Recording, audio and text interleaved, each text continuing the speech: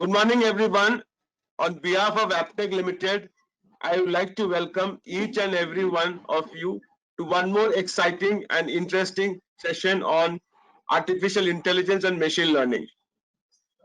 As you may know, since lockdown, Aptech has been at the vanguard of ensuring our students stay ahead of the learning curve, and it is with that promise we have been offering an array of interesting and exciting as well as informative sessions with distinguished luminaries. Before we kick off the proceedings, I would like to welcome our guest for today. We have with us Dr. Anuj Kakkar, President and Executive Director at Aptech Limited. We also have with us Mr. Vishal Mehra, Senior Vice President, Aptech Limited and Head of ICAP. We also have Ms. Venu Pillai, a very accomplished HR professional. Thank you, ma'am, for coming again for this session. We have with us also Arshad Kulkarni, the host and our very own person who also is the head of placements for IT. And our speaker who has got an exemplary track record, Mr. Manish Upadhyay. Before we start off and deep dive into Manish's session, which is I'm sure will be enriching for all of you, I'd like to invite and request Dr. Anuj Kakkar to start off the proceedings with an introductory note. Thank you, Shajan. As usual, it's a pleasure for me to be invited to this session, and it's an opportunity for me to interact and learn as much as it is an opportunity for all of you to interact and learn. I'll just start off. I don't want to say too many things because you've really gathered here to listen to Manish and Vinu, but really I want to just set the context by telling you what Aptech has been all about.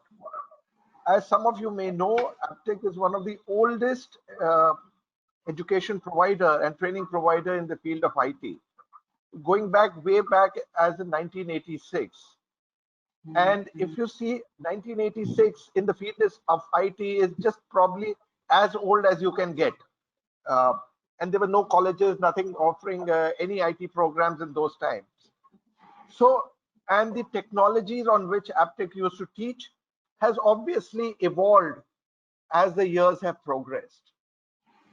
In the 80s, you had programs like Fortran and Pascal and Lisp and many other of those technologies, which today really belong more in the museum world of IT. As time went along, around, new technologies came into play, and new career opportunities started emerging for the students, and Aptech evolved along with it. And today, whatever is the cutting edge technology, and today we are here to talk about artificial intelligence, natural language processing, machine learning, big data, cloud processing, software testing, or any of the newer age technologies that are robotics, any of these new age technologies that you may talk about. So Aptech teaches and has courses in those relevant technologies. So what is it about Aptech that it has been able to traverse the whole path, right from the golden ages of Fortran and BASIC and all those earlier technologies to what we are teaching today? It is simple. It is that Aptech bases its pedagogy and its curriculum and content to make people industry ready for whatever is the latest technology which is there in the market or in being used by the industry today. And also keeping in mind what are the needs that the students will have going forward into the future. Now, you may ask me that whatever, today we are going to learn a lot about artificial intelligence and machine learning from Manish. But really speaking, very honestly, even these technologies may be part of history, maybe 3 years, 5 years, 7 years from now. And there'll be something new that we will be holding the seminar on. So what is it that you have actually learned at Aptech? You have to ask that question. Why do you come to Aptech to learn? Honestly, you can learn these technologies maybe by listening to some of the eminent videos, or go to some places to learn. It's possible. I'm not saying it's not possible, but really the value that you get in Aptech is to be able to learn these technologies or whatever is your job readiness quotient that you are pursuing in a manner that makes you, which teaches you how to learn, apart from making you learn the specifics of that subject. The how to learn is even more important than the subject that you are learning, which would become obsolete or even redundant going forward into, if you look at the 5 to 10 year scenario. And certainly if you're preparing yourself for a 30-year work life, it will certainly not be what you will be doing for the entire period of your life. So what is important in the Aptech scheme of things is to enable you, to teach you how to learn. Then no matter what you are learning becomes easy for you to pick up and learn. So to enable this, we really base our teaching methodology on, of course, there are a lot of practicals, there are a lot of projects, there are a lot of teaching pedagogy that we use to train you on the specifics of that technology itself. But more than that, what it teaches you is to enhance your, let's say, curiosity. If you are curious to learn, you will be able to learn whatever else is there. Even when you are learning, there are a host of information, good, bad, and ugly, on the net, that you are curious to know more about whatever you are learning. How do you filter that? How do you titrate that into a manner that makes it suitable for your stage in life? Is something which Aptech does through its online versity. What about creativity? Creativity is about an opening of your mind to newer ideas, to be able to imagine new things. Even while you're teaching, doing things in the mundane, you have to imagine new things. How do you imagine new things? Is again built into the system. Working under deadlines. No matter which job you will do, you will always be asked not only to do the best possible work, but to do it in a defined period of time. You will never have the luxury of producing the best possible work and saying that, okay, you have the next 1 year to do it. No, you will be told that you want the output is needed by next Friday, or in a month's time, or 2 months time, and you will have to deliver that into that crunch. You're working in such a way that you are able to deliver those the output in the different period of time, and the pressure of deadlines sometimes is immense and leads to suboptimal work from otherwise competent people. So how to work under deadlines is an important part of our teaching process.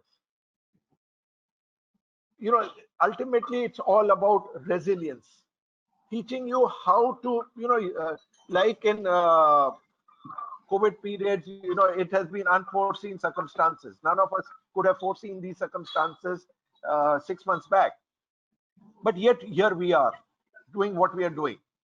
So the important, and you will similarly face such issues and such situations in your career and in your life as you go forward.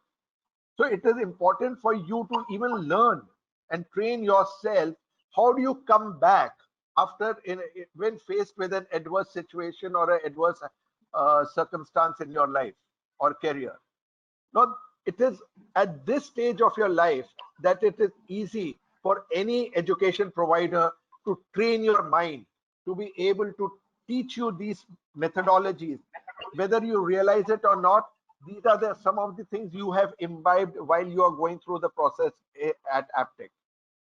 So Aptech's value in teaching, in this teaching methodology, comes not as much as from the technology that it teaches by itself, as of course is very important, but more important than that is the manner in which it teaches it, and that is the value that Aptech brings to you. So when you're passing out from Aptech, or when you're going through the process of Aptech, look at 2 or 3 key things. Look at some of these aspects which which I have mentioned. This you will learn through projects, through various events, competitions, class discussions, project work, practical work, and so many, everything has been crystallized out, keeping these broad objectives in mind. But there is one more element to this that I want to share with you. At the end of the day, you still have to learn it yourself. While Aptech can bring you all these nice things, people like Manish and Vinu can come on webinars and teach you and explain to you various facets of technology and how the current trends are happening around the tech world. But at the end of the day, it's all about you. I'm sure in the 300, 400, 500 people who are today listening to us, there will be people who will absorb more than the people who will absorb less. And that is bound to happen. And we expect that. So you have to define, ultimately you have to learn.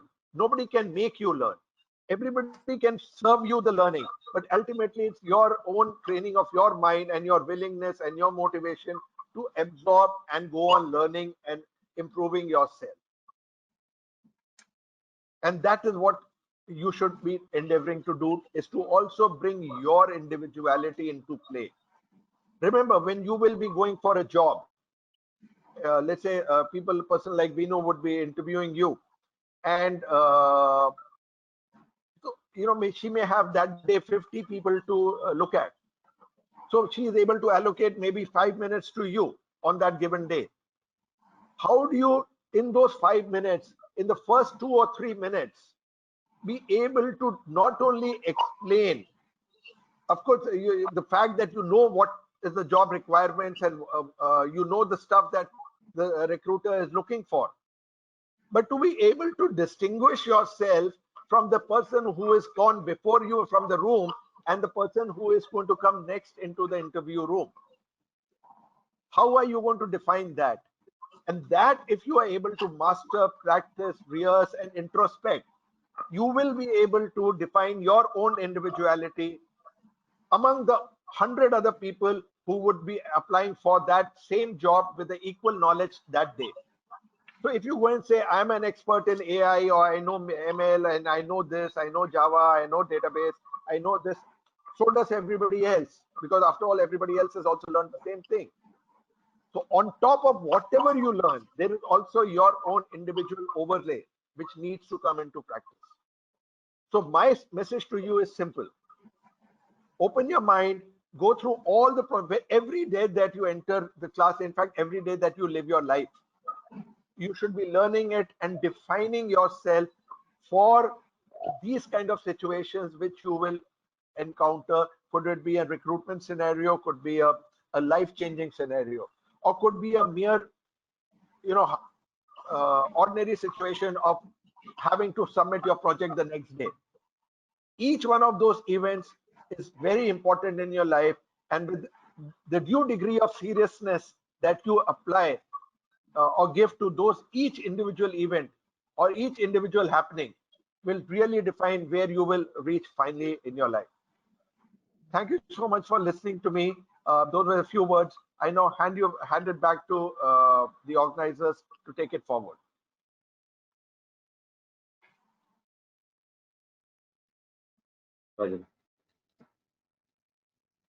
Thank you so much, Anuj, for sharing these thoughts with us. And the point of teaching somebody how to learn was very well made. Thank you for sharing your thoughts with us and for taking the time on a Saturday morning to be with us. We really appreciate it. And without much ado, I now request Manish to please take over the session. I'm sure our audience is waiting to hear from.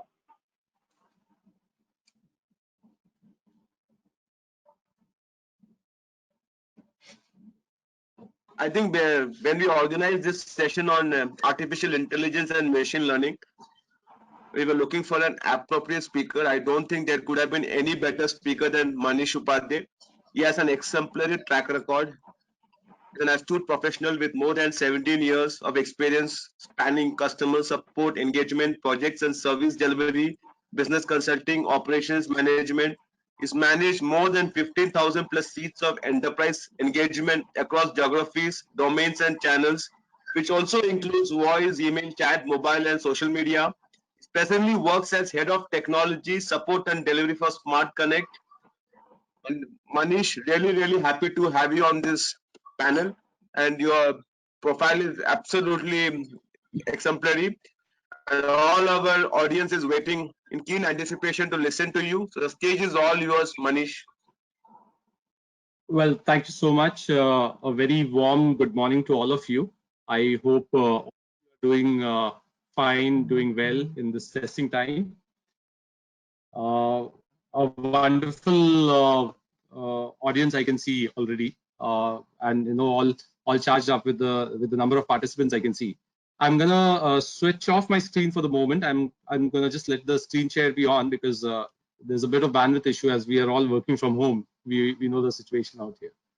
So let me quickly switch off the screen, and I hope you're able to see my screen.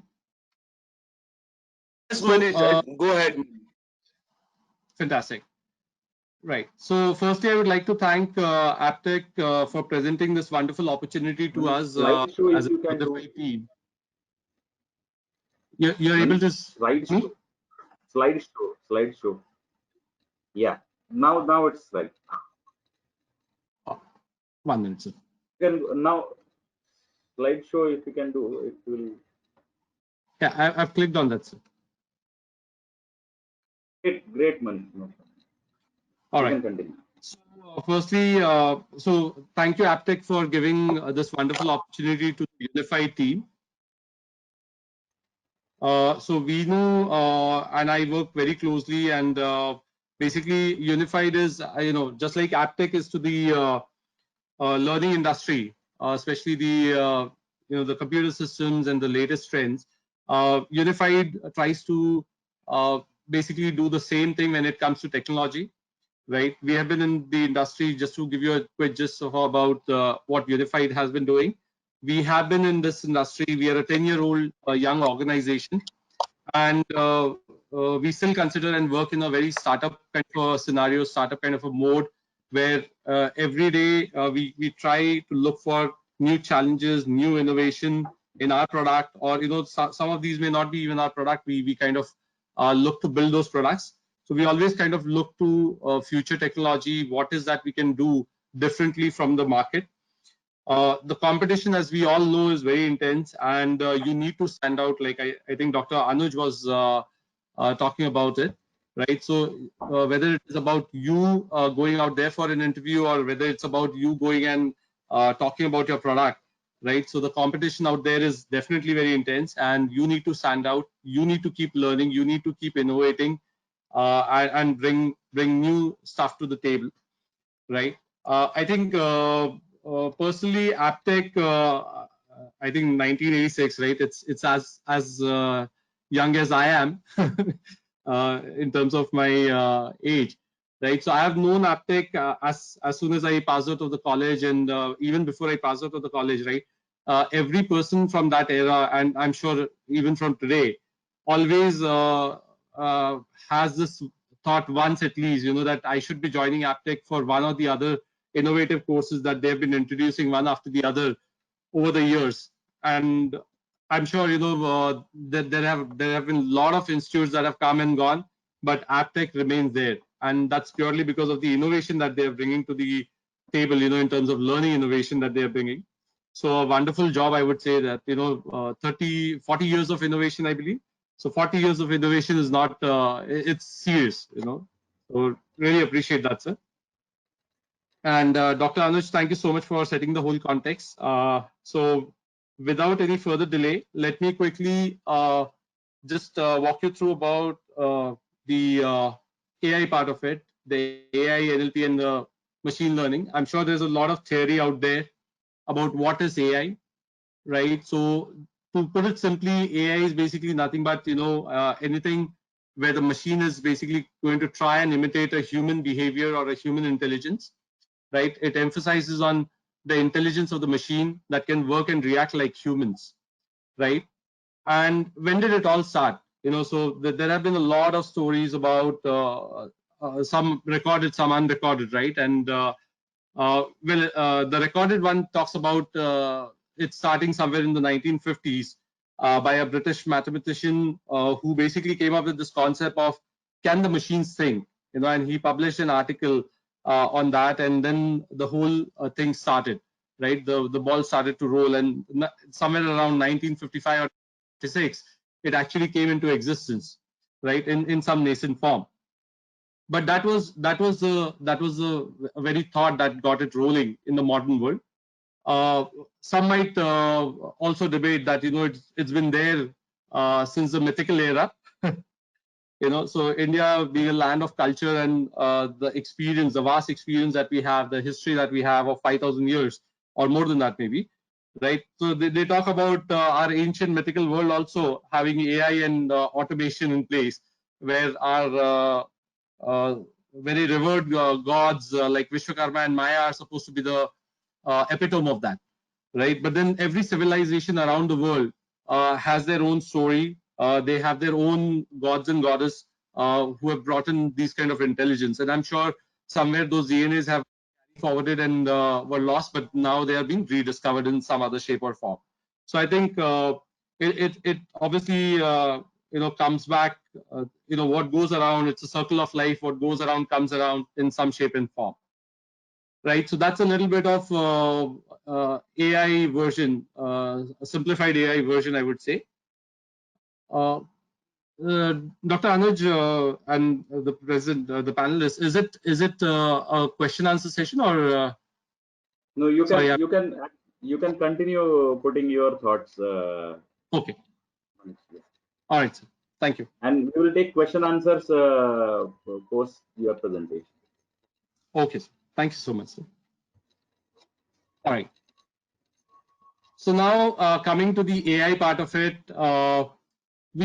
we are kind of still having a lot of doubts. A lot of people out there have a lot of doubts whether it is a truth or a fiction, right? I'm sure a lot of people know about these characters, from various movies who are very popular when it comes to AI and automation, like the Terminator. Who would forget the Terminator, right?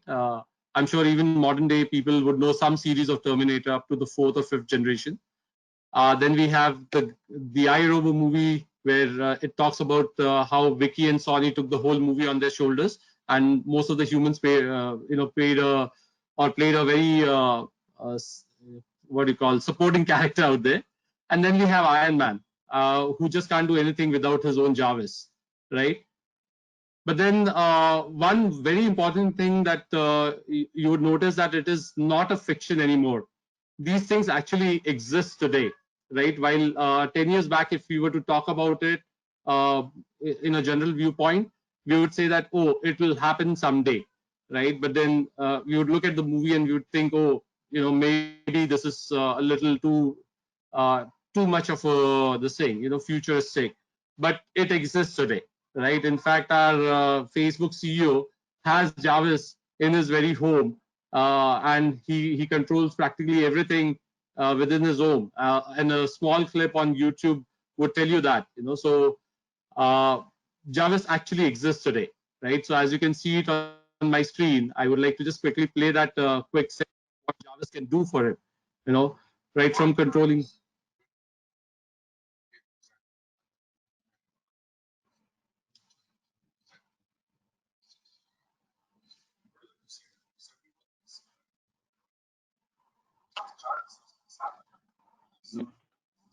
Manish, we've lost audio. We can't hear you. Oh, sir, I'm playing a video. Is it visible? No, is it? not. Yeah, you need No. to stop sharing your PPT and then share the video. Oh, I thought it's playing it for you. Okay, so I think there's some. Okay, so again, this video is available, readily available on the YouTube. It talks about how Mark has been using his AI personal assistant called Jarvis, which today actually exists, right? And it helps Mark do almost everything that is required without moving a finger, right? Whether it is about opening the curtains, setting the tone, controlling the devices at his place, looking at his schedule, a whole lot of things that is doable. So it is not a fiction anymore, but still, just wanted to kind of touch that topic. And one of the most popular quote that has been used by Wiki, as you would know, that as I have evolved, so has my understanding. So it's all about how these things have evolved to come to the stage where they are, and now I'm sure it will be taken to a different level in the next 4 or 5 years, or maybe 10 years, a decade. It will be a totally different thing, right? So innovation and how you evolve with time is definitely the key for it, right? That's sustainability. So 1 minute. Right. Some of the most popular AI around the world that we know of are the Google Echo, Google Now, the Siri, the Cortana, the Echo, and these are on various platforms, right from Android to iOS to Windows, and now Amazon has come into the play. And these are the ones who help people, with various stuff that they're doing in their daily life, like finding useful information and performing different activities, like I was talking about, using voice-activated commands, right? These can be voice-activated, or it can be manually, triggered, but or requested. But then they can be used to make phone calls, sending messages, as simple as that, or taking notes and playing your music, or finding your restaurant, like it's mentioned over here, to even flying in aircraft, driving cars, autonomous cars, and even in warfare, right? The more complex tasks. And they can all be achieved without any human intervention, as you would have seen in different articles on Nat Geo and National Geographic channels and other places, right? So these things do Manish, exist, evolving. Manish, you are on second slide. The slide has not moved. Uh, Let me just try to reshare it, sir.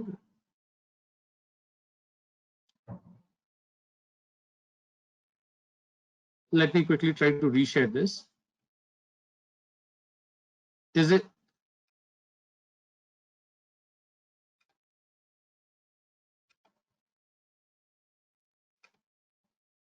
Are you looking at the right slide?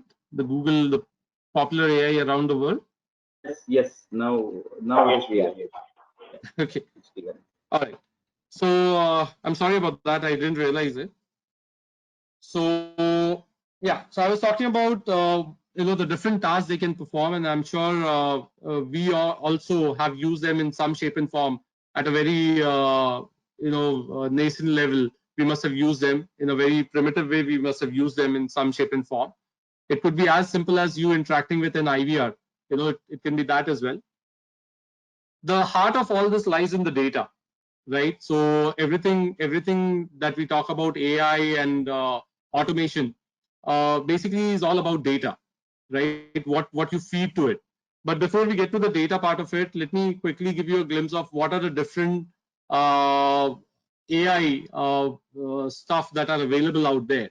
So there are some basic AIs available out there where the computer basically mimics the human behavior. Like you ask a question, they respond back to you, as simple as that. In terms of FAQs, or in terms of just giving you some basic information. Then there is obviously a subset of that which is a machine learning, where you are basically building different techniques that enable the machines to basically figure out what questions are been pushed to them, and this is purely driven on the basis of the data. You are not basically feeding that information to the system alone. I mean, it's not like it's a pre-programmed or a pre-trained kind of a thing. It's driven entirely on the basis of data that you give, which is why it is very important for you to give the right set of data, to adopt the right set of model, to deliver the right set of output, right? And then there is deep learning, which is basically nothing but a subset or an advanced level of machine learning, where the systems themselves evolve to basically solve more complex problems. So they kind of learn things on their own using various algorithms, advanced algorithms, complex scenarios, and then they kind of deliver those complex problems, or solution to the complex problems, right? So this is all about the various stages of AI. Alternatively, we can also look at AI in a different way, where we can talk about the artificial narrow intelligence, where it can be segmented into that, or it can be called alternatively like that, where a narrow artificial intelligence exists, and then the strong artificial intelligence exists, or a general artificial intelligence. Now, we are very much surrounded by narrow intelligence. The adaptation is definitely there, right? But then the general intelligence part of it, we are still at a very, very nascent stage. I mean, it exists.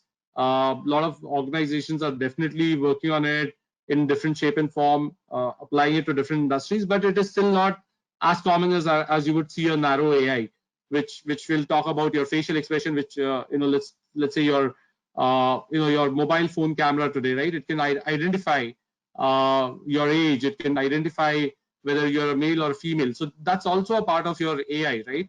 So that's what it's all about. Then it talks about doing the self-serve models on various bots. It talks about all the automation that you can talk about, which typically a human would have to do, or one will have to do it with a human intervention.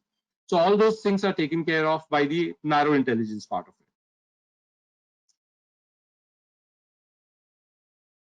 So where is it used today?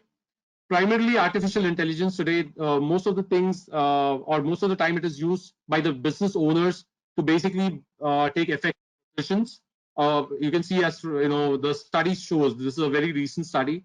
It talks about 45% of the application is used by the business owners to basically make decisions or take business calls. How their business is doing, what is that they need to do to make it more effective. Maybe call to action, or maybe basis of that, some action that can be defined is still at a very nascent stage. But yes, you can see that it is there, and it is taking shape in in every business model that we are talking about, be it healthcare, be it BFSI sector. So it is definitely there. In the defense also, you can see, right? It's not just about collating the data, but it's also about effectively using that data, right? Without a human intervention. So these things do exist, and 45% of that thing is basically used by of that data has been used by the business team to make effective business decisions. The second best one is it's all about like I was saying, it's about data-driven reporting. So you need to have a lot of statistics basically to put these actions into place, and that's where it has been used. 18% of it comes from that. Consumers are using it still at a very low rate, at about 12 or 13%, as you can see. The most important thing which I was talking about is here, where it talks about the manual and the repetitive task, and you can see that it is still at a 7.6%. And there's a huge opportunity out there in the market for people who are looking at AI or AI-driven action. It's still at a very the adaptation is still at a very lower rate, 7.6%, and you can only imagine how big this market is, right? So which is why these courses that you're looking at, the AI-driven courses, the big data that Dr. Anuj was talking about, these are extremely important. In some shape and form, these overlap each other, and they can be easily confused. So obviously they kind of have to have the right handshake, right? So AI is basically the one which drives your IoT and the smart sensors to take effective action, right? But you can see that the adaptation of overall AI itself is second best to IoT and smart sensors, and it's catching up. If you look at it till 2 years back, AI would have been somewhere in the 4th or 5th place, or maybe even lower. But today it's already catching up. It's at the second stage in terms of adoption of the new emerging technology, and I'm sure it'll in the next 2 years it'll occupy the maximum amount of share, right? Coming to the good and bad part of it, so everyone wants to know what is good about it, what is bad about it, and I'm sure this list can there's no end to this list, right? So looking at my colleagues and taking feedback from them, some of the things which we could come across is that yes, it has its own merits like every other system, and it has its own demerits as well, right? The merits are obviously it is precise, it is accurate, it is an efficient system, especially when it comes to doing repetitive tasks, and you have trained it well. Time-consuming tasks can be managed through that. It can be scaled up, or it can help businesses scale up so that they can meet the market demands. The flip side of it is that it still lacks creativity and common sense. Obviously, it all depends on how you set up the system, right? The inherent threat that we all see in this is that, yes, will it increase the unemployment rate, or will it be a threat to the human species itself, right? Where things will be taken over by the AI and the robots in the world, right? How we have seen it in iRobo movie, right? And then if it's in the wrong hands, it can be quite destructive. It can be quite disruptive for the wrong reasons. So these are some of the flip sides of it. But yes, obviously there are a lot of merits, and one can always look at the positive side, or the glass is half full, and then adopt the emerging technology, right? So another big question that everyone I'm sure has on their mind, and that is still to be figured out, is how far should we take this really, right? Because there's no end to it. It will continue to evolve. It'll do like Dr. Anuj was talking about it, right? When they started back in 1986, obviously things were different. The computer systems were just in the market, and they've been there, but they have constantly evolved their learning pattern or their learning system with emerging technologies.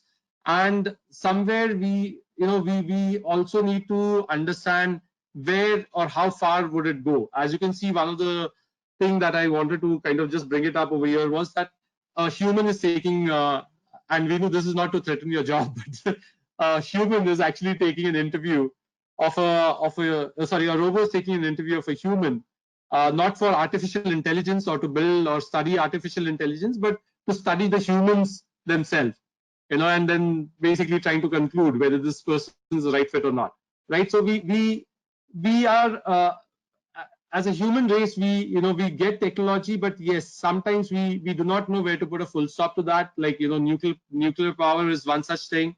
So yeah, I think we still have this question unanswered, and I'm hopeful that we'll find an answer someday. But ultimately, it's we who have invented this, we who have created this, and we will get an answer to this as well. A few things you should know about AI on a lighter note is that it does not hate you, nor does it love you, right? It's there. It's like a child who basically is there to learn and absorb the way you want to train it. Obviously, artificial intelligence can be beaten by real stupidity anytime. The ultimate version, as we all understand in general sense, is that there will be a search engine someday which will understand everything that we type and everything that we want to know about, and it will do everything that we want, right? Sometimes even without we saying anything, right? The common problem is that as I said earlier as well, it lacks common sense today and creative thinking. But with the things catching up, we don't know in the next 5-10 years it might get there as well. Because there's already a scientist in Japan who's created a humanoid, which is exactly a lookalike of him, right, and interacts with him. It's still learning though, right? So things are evolving, and we don't know what to expect in the next 5 years. Well, it is one thing for sure. It is that people conclude too early that they understand AI, which is not true, because AI is something that obviously is driven by data, and a whole lot of what do you call intelligence is required. A whole lot of effort is required in trying to understand whether it is shaping up in the right way or not, right? And it can't be foolproof, because at the end of the day, it is all about what you feed in and what you get out of it, right? So if it's a very simple thing, the models that you adapt, the data that you feed to it will basically give you the output, right? So there's a simple thing like if you feed garbage, then it'll be garbage out, garbage in, garbage out, right? GIGO model. And if you look on the right hand side bottom, you would see that someday if you don't feed in the right data, it might even get up to say that, okay, is it really a person or is it a thing? It might end up being like us. It might ask about questions about what race am I from, what religion I am from, what country I am from, right? So all those things might also happen. So that's on a lighter note. Presenter, you want to take any questions right now? Manish, there is a question from student who is actually trying to ask the evaluation of this AI would lead to a danger for humans.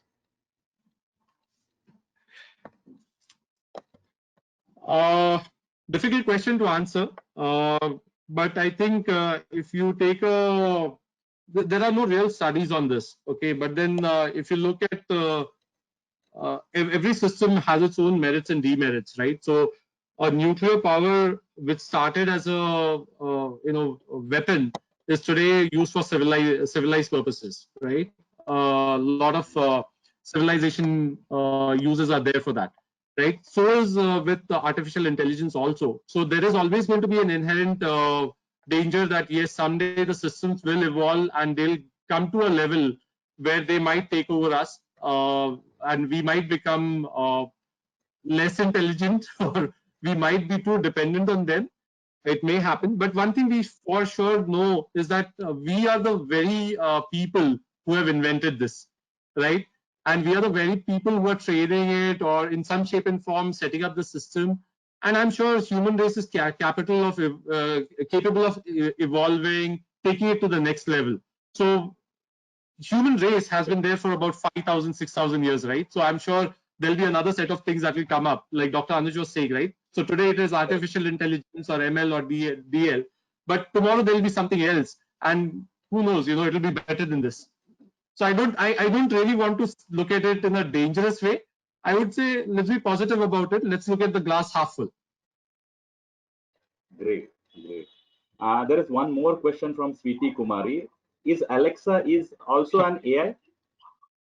Alexa. Yes, absolutely. Alexa, I'm sorry if I've heard somebody's sentiment there.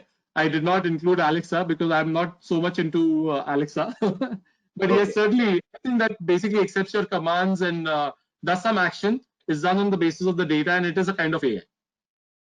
Okay, great. So you can continue. We'll have questions further. Sure. Thank you so much. So, team, coming to our very own the unified product suite and what we are offering.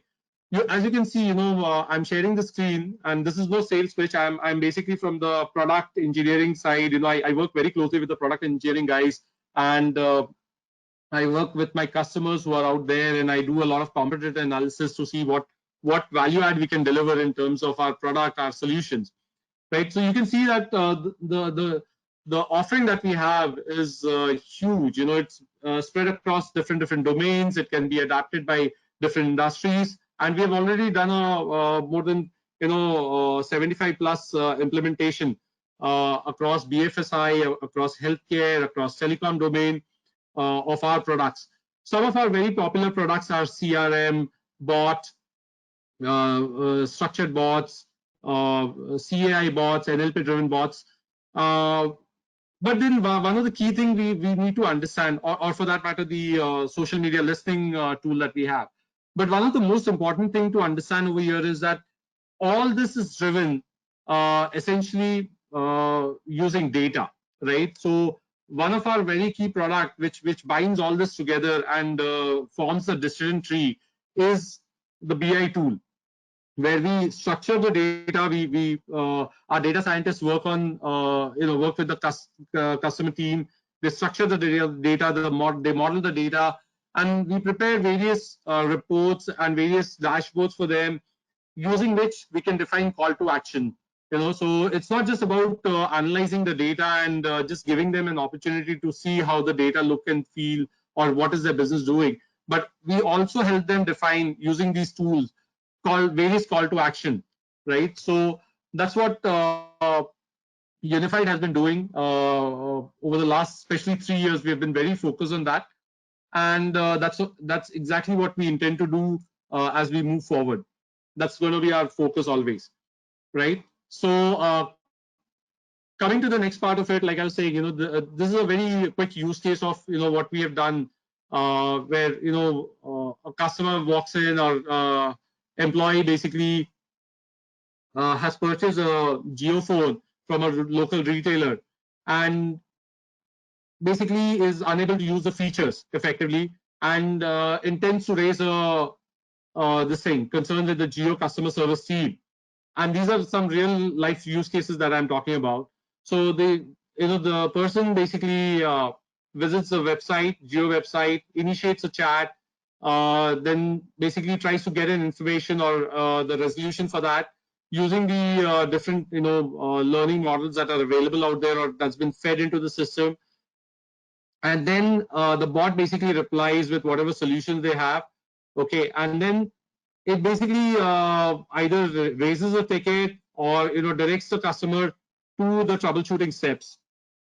Okay, and the customer then follows it through, and then if the issue is resolved, good. Otherwise, we can definitely push it to some other team in the back end who can take it over from there, right? So all this is one part of the automation, basic automation that we've done quite some time back, and it is still in use. The multilingual part of it is interesting. That is something that that is closer to my heart as well, because India being a state of so much diversified culture and languages, we obviously focus a lot on and then obviously there are a lot of state and people who prefer their native languages, and it's a good thing in a way, right? Because that's how we keep the thing going. So it's not just about English or only restricted to Hindi, but it's also about the native languages that our products support today, right? So one can always come on our system and interact using different languages. You must have already seen this adoption in the IVR systems. We have brought in the same kind of adoption in our day-to-day systems like chats, which are the most evolving thing, be it an NLP-based chat or be it an NLP-based chat or a structured chat.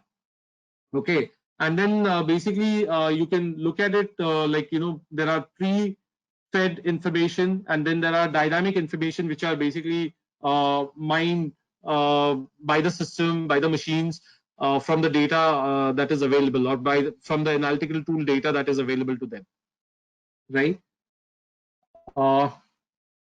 This is another interesting topic that we have been working on, and it doesn't end here, just to tell you.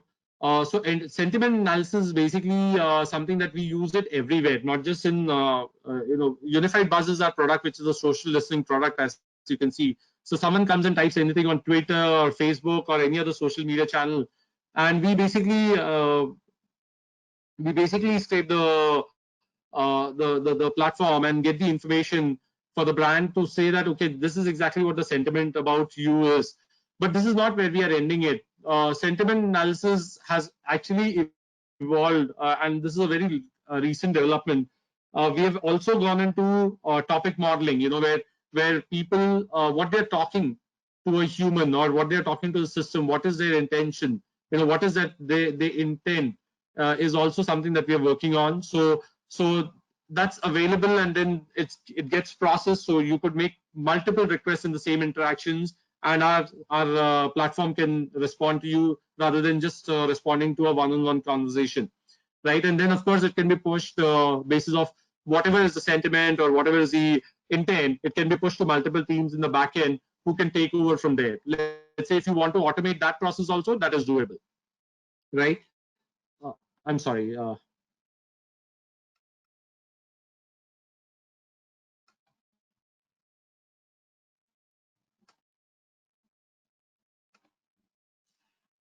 Right. So a typical AI-driven customer engagement that model that we follow is that a customer comes in, talks to the unified bot. Obviously, all this repository is there in the CRM. The bot basically deep dives into the CRM or any other system which is there. It could be my system, it could be the native system which is already existing. The bot then basically processes it, responds to the customer. All this is basically how we structure it, depending on the business requirement, depending on the use case that is available out there, right? But the heart of all this, like I was saying earlier as well, let's say if it comes down, it's all about data, right? So we work very closely with our customer and the team to basically understand what kind of self-serves can be provided, what is that we can automate for them, right? But all this comes from the data, right? So the heart of all this that you're looking at, you can engage with your customers through WhatsApp or your mobile chat or IVR, or let's say, whichever touch points you have. But everything at the end of the day is unified and centralized, basically driven through the data from a centralized source. And that is where our BI product comes in, right? And that becomes your center point. Just like, you had Vicky in iRobo controlling the entire system, right? It's kind of similar to that. This is why our product is also called the Unified Suite. So here's a quick look at some of our brands that we have been working with in the industry. As you can see, CAMS is the mutual fund aggregator, quite a name in BFSI sector. They are using our bot in multilingual bot basically to do self-serve for close to about 2 years now. You can also see that we have LG and the Panasonic and the Samsung of the world who are using our bot and agent-driven conversations. We have Maharaja, which has been using Maharaja and TVS, who are using our CRM platform to basically manage their entire customer service and the feet on street engagement. We obviously have Tata AIA from the BFSI sector, from the life insurance sector, HDFC Life, Bharti AXA, who have been using their bot. In fact, you can go on their website and you can see that. We have a couple of our feet on street application, where intelligent routing is basically involved, been implemented for telecom giants, not just in India, but also in Sri Lanka. Then we have the lead nurturing process happening already in Raksha TPA, in Kaveri, and Navloka and Yashoda Hospital. So that's from the healthcare domain. So all this is basically driven in some shape and form through AI. This has been our journey in digital piece for the past 3 years. And I would like to just quickly conclude what essentially I was trying to drive at. AI is basically an innovation which is created by humans and human intelligence. And I'm sure, like Dr. Anuj pointed out, we'll, maybe a year or 2 years or maybe 5 years down the line, we'll be replacing that AI with some other word, and we'll be talking about some new emerging technology. I'm sure we are capable of doing that. So we should be looking at it as an opportunity, not as a threat, is all I would say. Personally, Harshiji, I would just want to share this last slide. I'm sure a lot of your students are looking at this. This is something which the AI can't do. So that's Joey for you. Joey doing things, right? And one of the most popular sitcoms. Look at the expressions, look at the acting, look at the talent. AI is still to get there. So I think we should not look at it as a threat. We should really enjoy the moment. All right. So that's from my side, team. Thank you so much for being a patient listener. Yeah, there are n number of questions, Manish. Thank you from my CEO as well. Oh, great. Thank you, Manish, for your thoughts on AI, and we are having a number of questions. Students are asking a number of questions to us. And just to as you, Manish, we are having students. One student who is in 7th standard and started now reading about AI. And from there, we are having one student who is actually doing PhD in nuclear physics and robotics. This is a wide variety of people trying to learn this particular subject. Now, the questions coming out, I'm actually noting it. I have noted it down.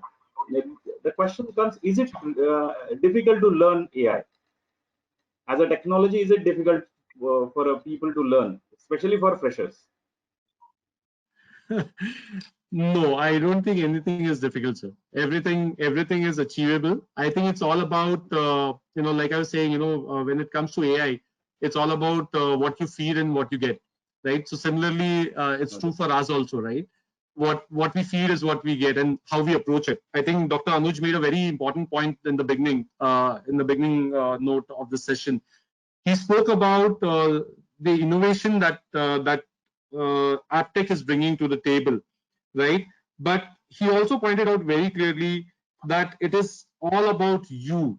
You know, who's gonna basically learn, who's gonna grasp the whole thing, who's gonna work on these things, right? So I was not, I was never an AI person, right? I think my CEO, my organization has given me this wonderful opportunity to work on it, and it's always going to be a learning process for all of us. You know, it is not there.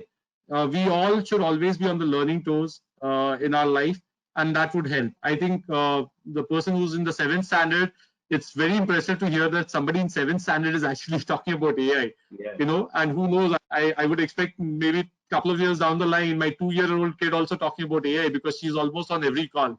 I'm just making sure she doesn't come to say hi today.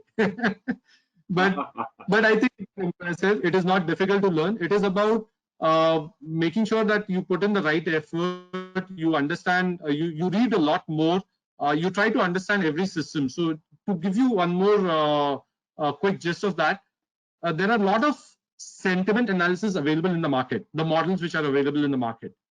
I can always, you know, just adapt that, you know, like some of our music directors do. You know, you just go and listen to the music and you make a Hindi version of it, right, in India. But we don't do that, sir, because, you know, if I'll be satisfied with 50% or 55% or 60% accuracy, I think somewhere down the line I'll stop innovating. So should I be happy about it? No. Has my team done wonderfully well? My data scientists have achieved 70-75% accuracy. Am I happy about it? No. In fact, I had a call yesterday with them and I said, why not 80 and 85%? You know, so we are mining the data more and more to see what other models we can build. Not necessarily you have to reinvent the wheel. Sometimes you can put the 2-3 wheels and thoughts together to basically build a new solution, you know, a new approach. So that's exactly what I would like to point out. I think it's all about our mindset on how we approach it and our dedication towards it, our seriousness towards it. Great. Manish, I want you to talk about some skills, what you actually look for, especially for freshers. Okay, there are a number of students who are going through courses within AppTech. Which skills you actually prefer while recruiting a candidate and who will work on this AI and ML kind of projects? What are those basic skills? Okay, the technology skills, basically. Most of the time when we look at candidates, I think Veenu would have a different way of assessing, and I'm sure my colleagues have a different way of assessing them. So my technical team, when they assess it, they assess on, you know, how much aware you are when it comes to technology. You know, because I don't do a technical assessment as deep as probably my team does, right? But once and I'm sure Veenu does a different level of assessment. It would be more from a perspective where, you know, how this person approaches things, how eager this person is to learn or to contribute to the organization, right? That would be probably Veenu's assessment. My technical team would assess it maybe with a technical stuff, and I would look at it more from a perspective that, okay, fine, these two teams have already cleared it, but let's say if I were to onboard him, where he or she would bring in value for my organization, right? Is the person really how this person approaches it? You know, the thought process of that person is very important. You know, it's like I said earlier as well.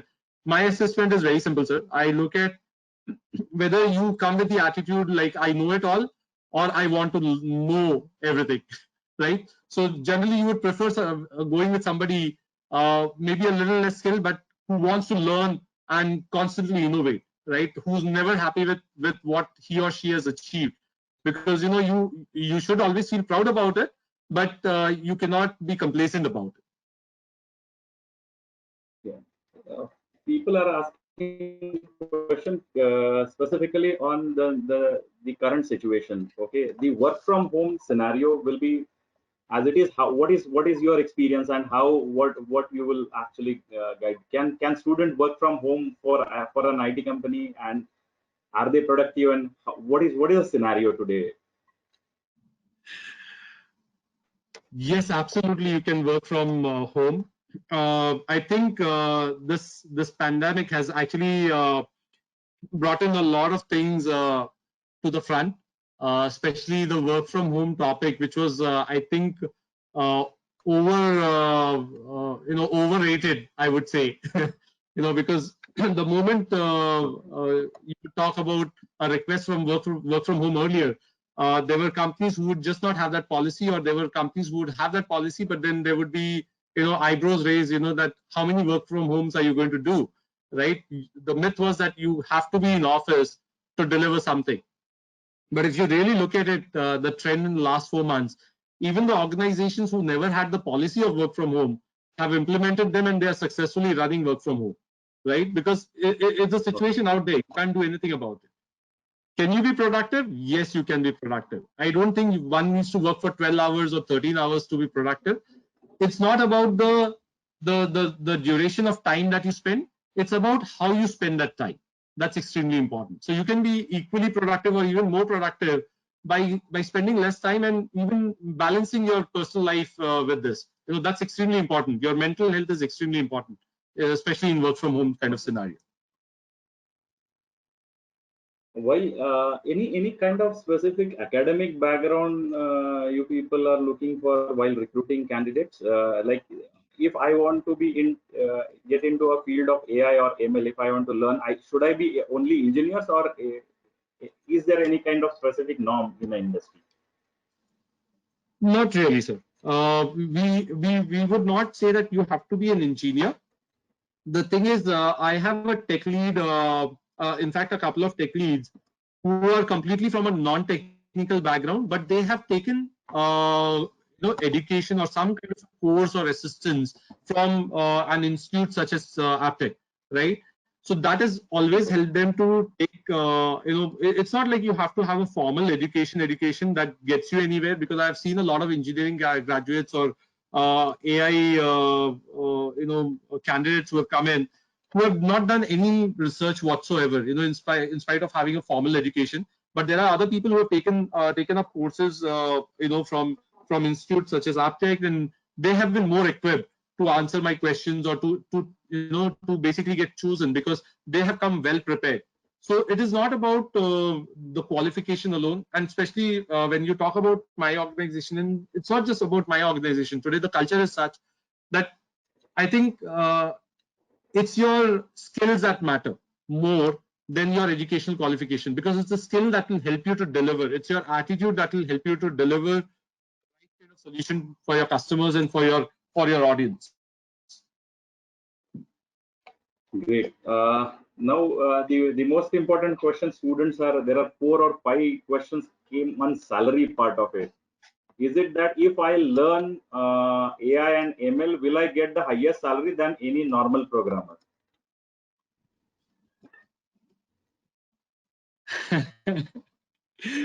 Okay, so I've grown up the ranks, and what I know is that it's a very sensitive subject, and it is a very subjective thing. Salary is a very subjective thing, So an agent at Google probably gets paid 20 lakhs, and a tech support agent at maybe some other BPO will get paid 4 to 5 lakhs, right?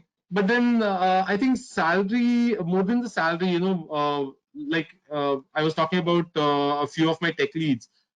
It's not about the amount of experience, the years of experience, but it is, even a 2-year-old is capable of getting or becoming a tech lead, right? And then obviously when you get to that grade, you get paid, because the organizations value that talent, right? So we also, like, a 5-year-old is a tech lead, a 3-year-old can become an SME, So once you get to that stage, you obviously get paid equivalent to that. What's your market worth then, right? So job hopping never helps. Maybe it will help you in that, in those small sprints. But in the long run, if you look at it, I think it is about building up your talent, building up your skills to get paid aptly, and to be in a position to talk or to dictate your terms. So I don't think one should really focus in the beginning about the package part of it. It's all about learning. You should look at what are the learning opportunities one can provide to you. Oh, okay. Now coming back to some couple of technology questions, there is a question from Mr. Saxena who is asking, when we produce a random number in our programming language, is it really random or an algorithm which is made? And is it the first step of AI? The random number Yes. generation in any program. Yes, random number. Is it the first step of AI? It is a random number for us, but there are different models available for that as well. So it can be as simple as that. You must have seen one of my product, which is a CRM with a ticketing tool, right? When you get a random number, a ticket is nothing but a random number, right? That has been generated for your interaction. But in the backend, I know that it is still a number, right? And there has to be a logic, and I can't have the same random number given to Harshal sir and to Manish Upadhyay at the same time, right? Because these are two different interactions. I mean, at the end of the day, there is definitely some logic put behind the scene to basically generate that. So it is a kind of AI only, very nascent stage of AI been used, but yes, it is a kind of AI. So the algorithm, it's all about algorithms. So I was talking about one of my solution delivered to Feet on Street, right? Allocating a person on the basis of his or her skill, allocating a service request or a say lead to somebody on the basis of your skill, the product that you can manage, the location where you are in, or the requirement from the customer. That also requires, that's a kind of AI, right? Because it is, okay, fine, the algorithms will be complex and they must have been taken from somewhere, but it is a kind of AI, right? Because I cannot allocate a Bangalore lead to a guy sitting in Delhi, or I can't give a lead associated to, say, a life insurance to a guy who's managing general insurance, right? So that's also kind of intelligence. There is, sir, can you just talk something more on robotics part of it, and is it a part of AI? Is the question.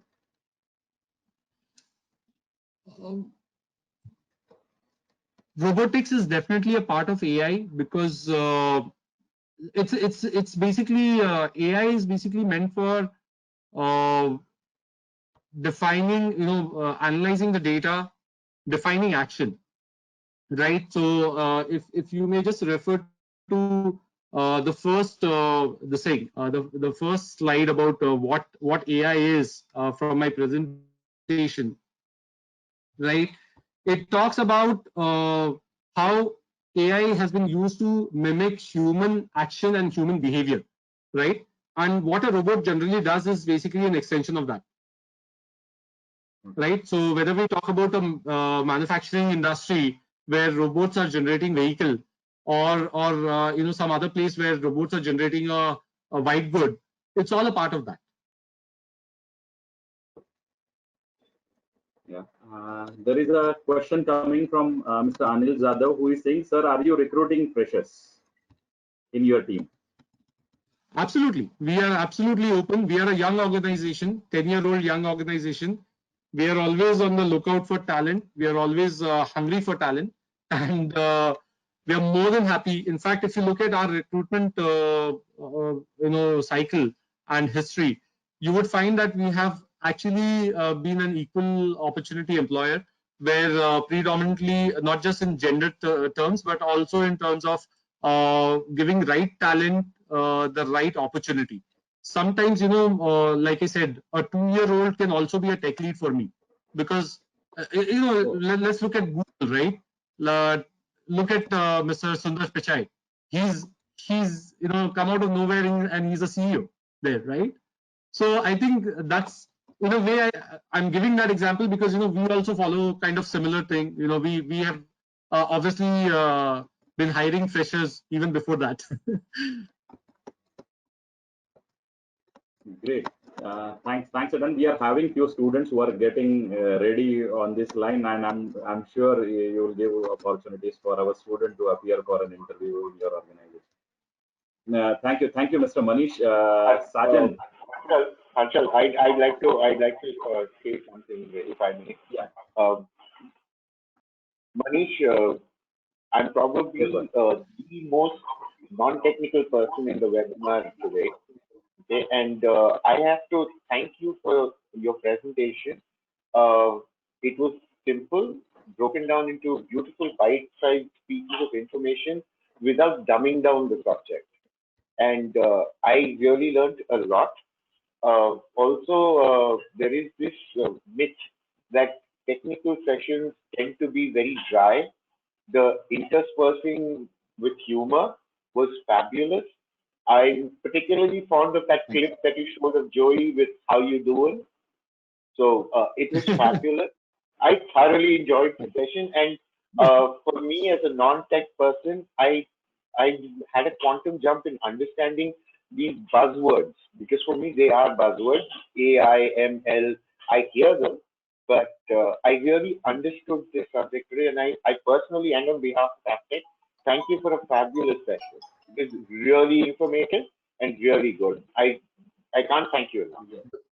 You put the slide. Pleasure is all ours, sir. Thank you so much for this opportunity. We wanted to keep it as simple as possible. Like I tell my team as well, because I manage deliveries for Unified for about 5 years now. But overall, my experience has been that we should keep things as simple as possible, whether it is technology or what we want to communicate to somebody else. Because I'm sure there's a lot of theory out there for everybody and theoretical material out there, what we call technical jargon. But it is there for everybody to read. So I just wanted to try and keep it as simple as possible. I'm really thankful for that feedback, and I hope that it was informative for our audience as well. I have attended, just for your FIA, sir, when I started, I also have attended a closed door session for Aptech. We were at Santa Cruz, and I had gone to attend that session.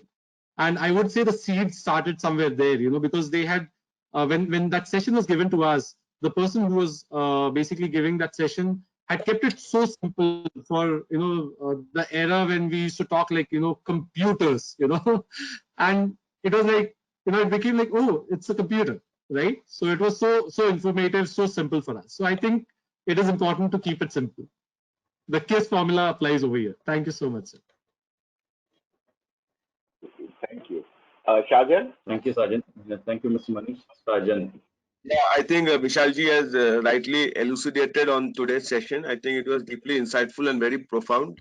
It was also very simplistic, and even for people from non-technical background, I don't think it could have been more simpler than the way you explained to it. So Manish, once again, thank you. I think technology is transcending geographies and bringing us within striking distance of each other. Just like health in today's contemporary times, health is also now an imperative. Similarly, I believe that all this new technology courses in artificial intelligence, machine learning, data science is going to be the order of the day. And sooner or later, one needs to embrace these technologies. And we are extremely proud and privileged to inform to all of you that Aptex today has these programs in its portfolio. And we have a wide range of program, cutting edge technologies, which has been made in consensus with the industry. So you can well be assured that whatever programs we're offering to you in this particular space is industry relevant, industry endorsed, and this is going to help you stay ahead of the learning curve. So all the students who have joined here, Aptech has got a wide network of more than 100 centers across India. Arshil, if you could show the slide. And we have these programs, and we also have Aptech colleagues out here whom you can reach out to. So we have Anuj Batra, who is managing the northern region.